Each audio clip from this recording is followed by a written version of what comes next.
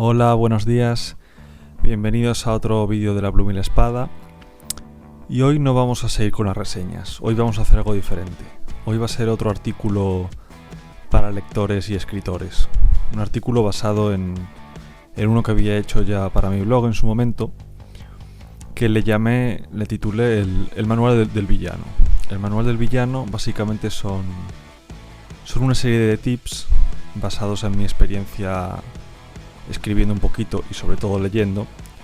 Una serie de tips sobre cómo crear, digamos, al villano ideal, ¿no? O sea, cómo hacer crear un antagonista interesante. Porque quizás muchas veces el antagonista no tiene por qué ser un villano.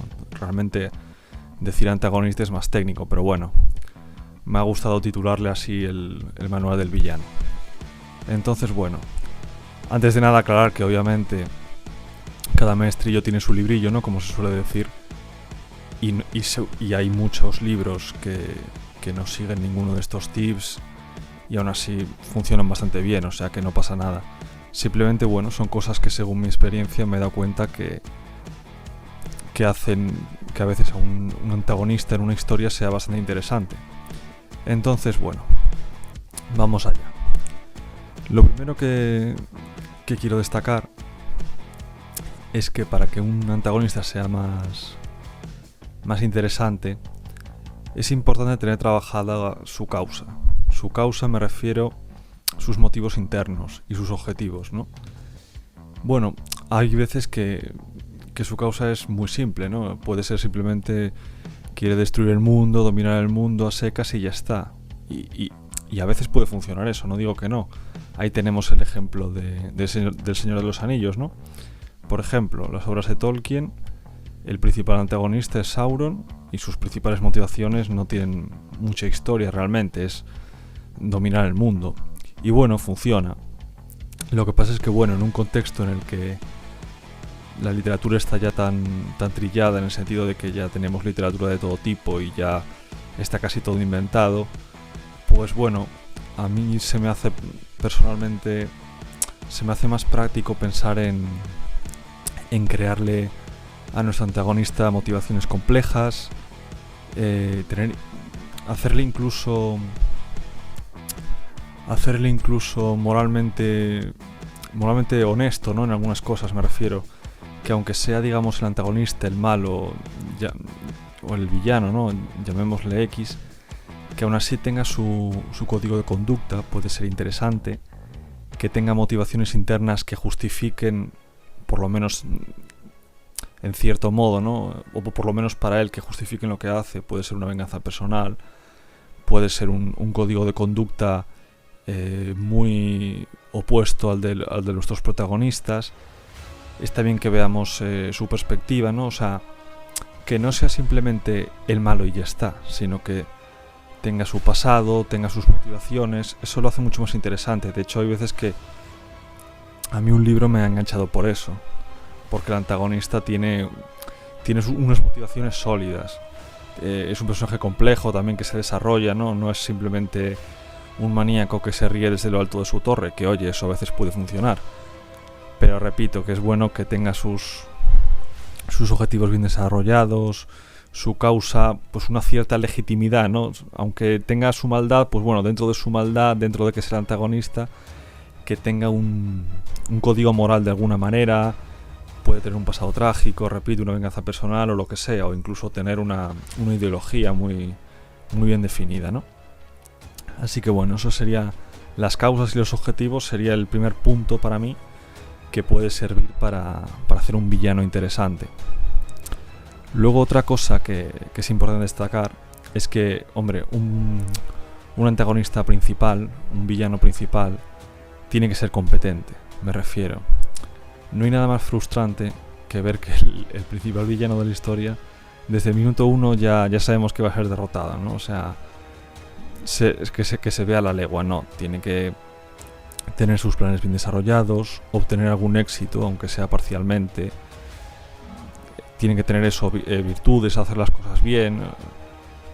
Luego puede haber, obviamente, antagonistas secundarios, ¿no? Algún personaje secundario torpe, por supuesto que sí, ¿no? El típico malo tonto.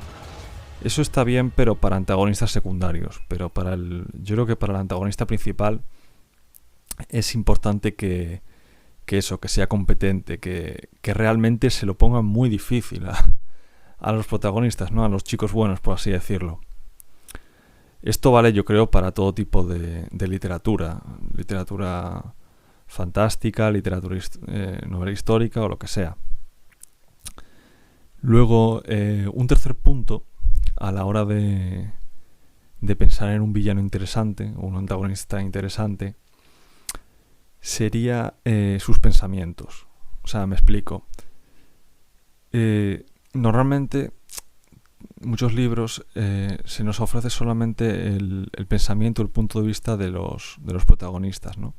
De los buenos, por así decirlo. Que bueno, no siempre la distinción entre buenos y malos está tan marcada, pero bueno, me entendéis. Y está bien también que se nos ponga el punto de vista del antagonista, sus pensamientos, sus frustraciones, la opinión que tiene de los protagonistas, un posible temor a que algún subordinado le traicione, cómo puede tener miedo en algún momento de que sus planes salgan mal, o viceversa, ¿no? Cómo se vanagloria internamente, ¿no? de lo que consigue. A veces un libro, pues bueno, se hace más interesante por este tipo de detalles, ¿no? Por ponernos también el punto de vista y los pensamientos del principal antagonista. Esto no tiene por qué ser así, de hecho hay muchísimos libros que no nos ofrecen este punto de vista y aún así son grandes libros, obviamente, o sea que no es un punto esencial ni mucho menos, pero bueno, a mí siempre me parece un plus, siempre me parece algo interesante. Y nada, bueno, hasta aquí más o menos los tips para este tema, ¿no? Para cómo configurar para alguna historia, ya sea un relato, ya sea una novela de género que sea, que vayamos a poner un antagonista, cómo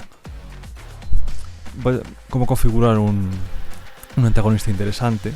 Repito, se basa sobre todo en sus objetivos y motivaciones internas, tenerlas bien desarrolladas, ofrecer al lector la oportunidad de ver lo que piensa y que sea competente, ¿no?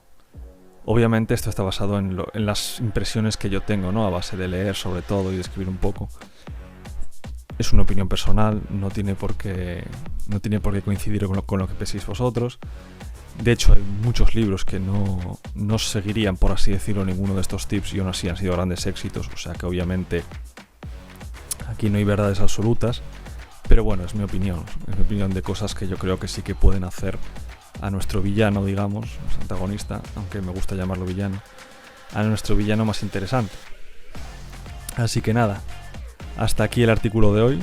Comentadme cualquier cosa que os parezca, si vosotros igual tenéis una opinión distinta o tenéis algún consejo distinto, sería bienvenido. Darle like si os ha gustado el vídeo, darle dislike si no os ha gustado nada de nada. Ya sabéis que tenéis todo mi material, todos mis artículos en el blog www.laplumaylespada.es. También podéis seguirme en Instagram, laplumaylespada. Y nos seguimos leyendo y escuchando aquí en estos vídeos. Así que nada, hasta aquí el vídeo de hoy. Nos vemos en el siguiente. Adiós.